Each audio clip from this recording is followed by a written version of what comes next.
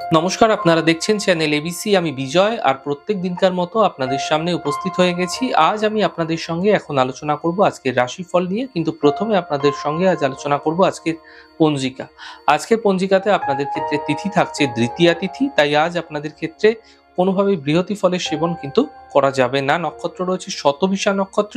যদি আপনারা আজ কদমের বৃক্ষ পুজো করছেন, প্রণাম করছেন, রোপণ করছেন এবং জল দিচ্ছেন, তা আপনাদের জন্য শুভ হবে।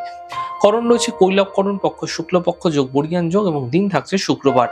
আপনাদের ক্ষেত্রে এই সময়কালে রাহুকাল থাকতে 10টা 26 থেকে 11টা 50।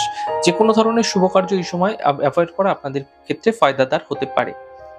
অমৃতকাল থাকবে 9টা 3 থেকে 10টা 26। যে কোনো ধরনের শুভ কার্য এই সময় শুরু করে বিশেষ ফায়দা আপনারা পেতে পারেন।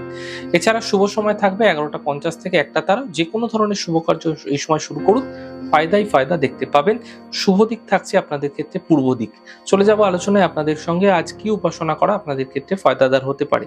দেখুন, শুক্রের অশুভ প্রভাব থেকে বাঁচতে আপনারা প্রত্যেক শুক্রবার সাদা কোনো মিষ্টান্ন কোনো দেবীর মন্দিরে সন্ধ্যাকালে ভোগ হিসাবে অবশ্যই দিন, এবং সেই মিষ্টান্ন আপনি নিজে গ্রহণ করবেন না, সকলের মধ্যে বিতরণ করুন। এই প্রক্রিয়া প্রত্যেক শুক্রবার করে গেলে শুক্রের অশুভ প্রভাব থেকে আপনি বাঁচতে পারবেন, যার দরুন মানুষের সঙ্গে সম্পর্কের ক্ষেত্রে উন্নতি হবে, স্বামী স্ত্রীর মধ্যে সম্পর্কের ক্ষেত্রে উন্নতি হবে, ভুল বোঝাপড়াগুলি ঠিক হয়ে যেতে দেখতে পাবেন। প্রত্যেক দিনকার মতো আজকে কুইজের প্রশ্ন থাকছে আপনাদের জন্য। বাস্তুতে দৈবারিক দেবতার অবস্থান কোথায় রয়েছে যদি আপনাদের জানা থাকে, তাহলে অবশ্যই এই প্রশ্নের উত্তর আপনারা নিচে দেওয়া হোয়াটসঅ্যাপ নাম্বারে জানাতে পারেন। আর গত দিনকার সঠিক উত্তরদাতার নাম সন্ধ্যা চক্রবর্তী। চলে যাব আলোচনায়। আজকে রাশিফলের আলোচনায় প্রত্যেক দিন যেরকম আপনাদের সঙ্গে আলোচনা করে থাকি, আজও একইভাবে একই প্রকারে আপনাদের সঙ্গে আলোচনা করব রাশিফলের প্রথম রাশি। প্রথমে আপনাদের ক্ষেত্রে মেষ রাশি। দায়িত্ব বৃদ্ধি এই সময়কালে ঘটতে দেখা যাচ্ছে, আর্থিক লাভ হবে। এই সময়কালে বুঝে কথা বলার চেষ্টা করুন। শুভ রং আকাশী, শুভ সংখ্যা 6। বৃষ রাশি। পারিবারিক সমস্যা মিটবে, বাহন সুখ মিলতে পারে, সমস্যার সমাধান মিলতে দেখতে পাবেন। শুভ রং গোলাপি, শুভ সংখ্যা 2। মিথুন রাশি। কাজের স্থিতি ঠিক হবে, শরীর ভালো থাকবে, যাত্রার যোগ তৈরি হতে দেখা যাচ্ছে। শুভ রং সাদা, শুভ সংখ্যা 2। কর্কট রাশি। স্বাস্থ্যের খেয়াল রাখুন, পারিবারিক বিবাদ হতে পারে, গাড়ি সাবধানে চালানোর চেষ্টা করুন।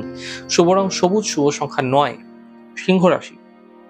বিবাহের যোগাযোগ বৃদ্ধি পাবে, ব্যবসায় লাভ মিলবে, দূরস্থান থেকে ব্যবসায় যোগাযোগ বৃদ্ধি পেতে পারে। শুভ রং কমলা, শুভ সংখ্যা 9। কন্যা রাশি।